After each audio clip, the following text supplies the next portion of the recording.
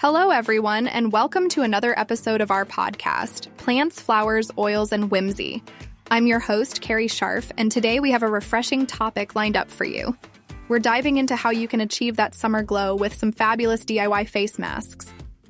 If you've been wondering how to get clear, radiant skin without spending a fortune, you're in the right place. So stay tuned as we explore some amazing homemade recipes to keep you looking your best all season long. Now let's talk about why your skin may feel congested and dull during the summer months. First off, the combination of sweat and excess oil production can clog your pores, leading to breakouts and a lackluster complexion. When you're constantly applying heavy sunscreens and makeup to protect your skin from the sun, these products can also trap dirt and bacteria, adding to the problem. Environmental factors like dust and UV damage only make things worse by irritating the skin and speeding up aging. To top it off, dehydration from the heat and sun can leave your skin looking tired and worn out. But don't worry, herbal or clay-based masks can be a fantastic way to reset your skin and breathe new life into it without using harsh methods. These natural options can help absorb excess oil, clear out impurities, and soothe any irritation. So keep that in mind as we move forward.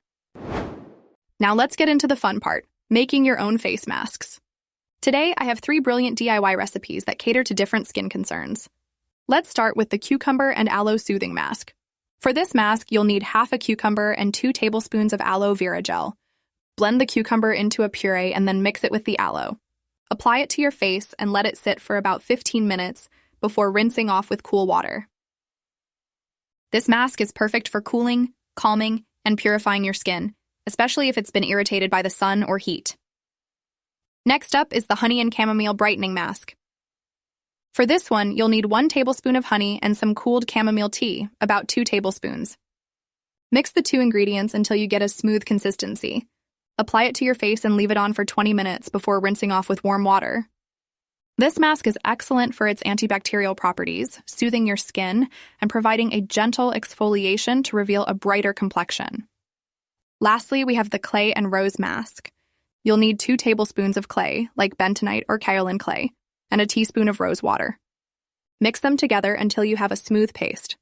Apply it to your face and leave it on for 10 to 15 minutes, then rinse off with lukewarm water. This mask is great for drawing out impurities, balancing your skin, and giving you that luxurious spa-like feel at home. Remember, always do a patch test before trying a new mask to ensure you don't have an allergic reaction. All right, let's move on to some valuable tips for using these summer masks wisely. First, always make sure to apply your mask to thoroughly cleansed skin.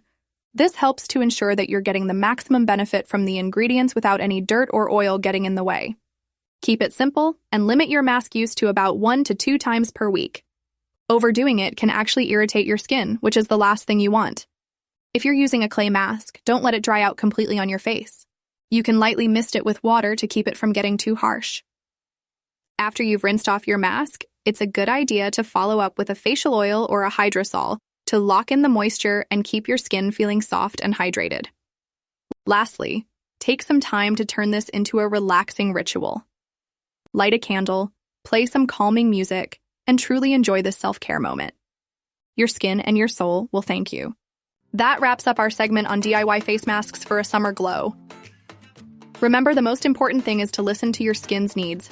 Everybody's skin is different, and what works wonders for one person might not be the best for another. The beauty of homemade masks is their simplicity and the ability to customize them to suit your skin. Plus, they can be just as effective as the expensive store-bought options. I really encourage you to give these recipes a shot and see which ones become your favorites. And we'd love to hear from you. Share your experiences and let us know which mask you love the most. For more tips, recipes, and all things plants and skincare, check out my zine and subscribe to the newsletter. Links will be in the show notes, so make sure to take a look. Stay hydrated, stay radiant, and most importantly, stay whimsical.